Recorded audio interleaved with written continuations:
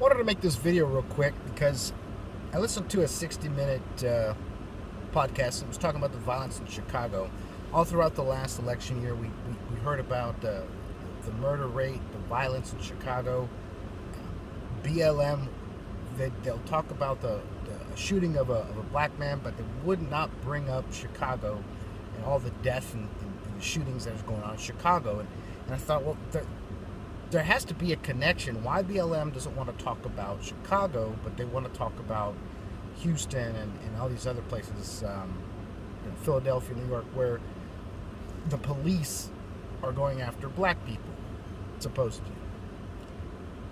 So the 60-minute thing that they had, basically,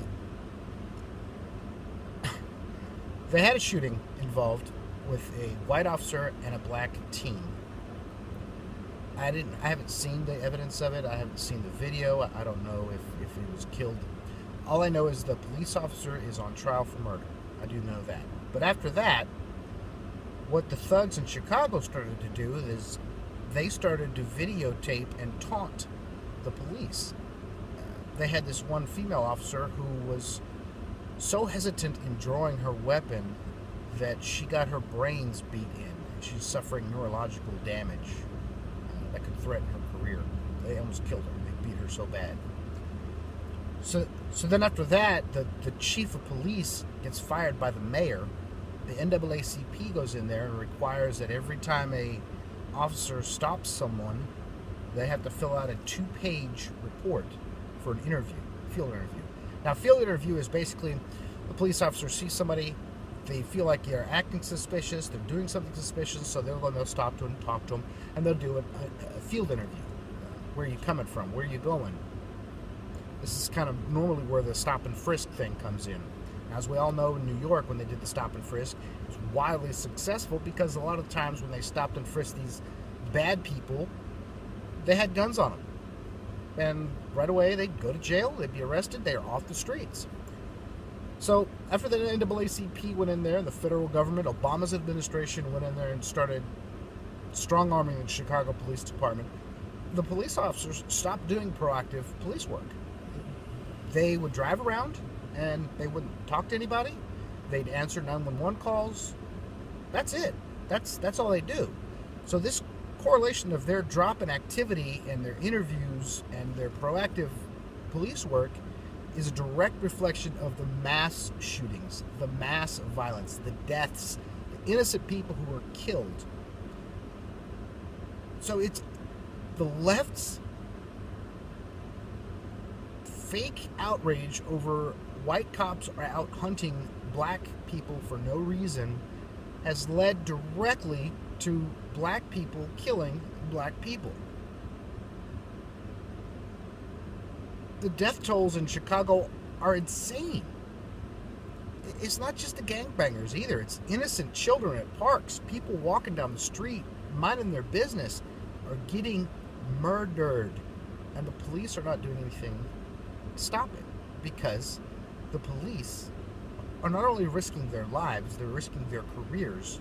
You're asking these police officers to do something that a normal person wouldn't do.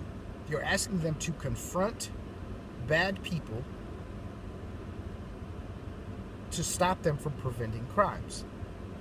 Their only support, the higher-ups, to defend them and make sure that they're stopping, whether it's good or bad, they're defended, is what gives them the authority and the bravado to go out and do this.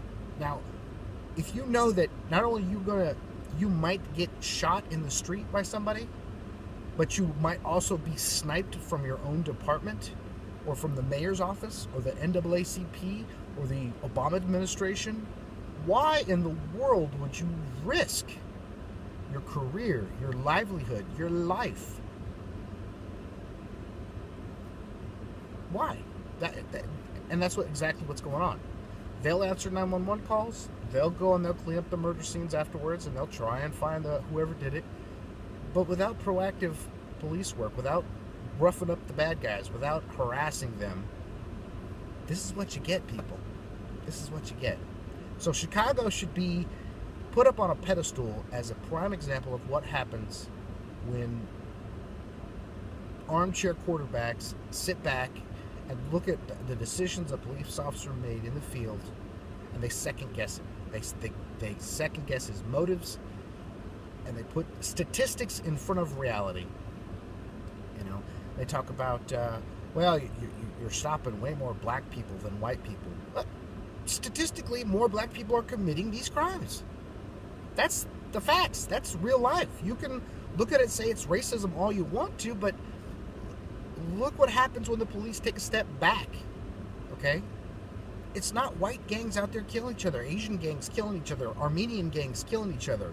It's the black gangs killing black people. It's something to think about. And I hope everybody understands that this is exactly what happens when you let progressive policies dictate how police departments are ran. And this is exactly why I'm glad our president-elect, Donald Trump, is going to be in office to clean up this mess. And the mayor of Chicago needs to be fired. He needs to be kicked out of that office because all that. That's all for now. Let me know what you think. Comment below. See you soon.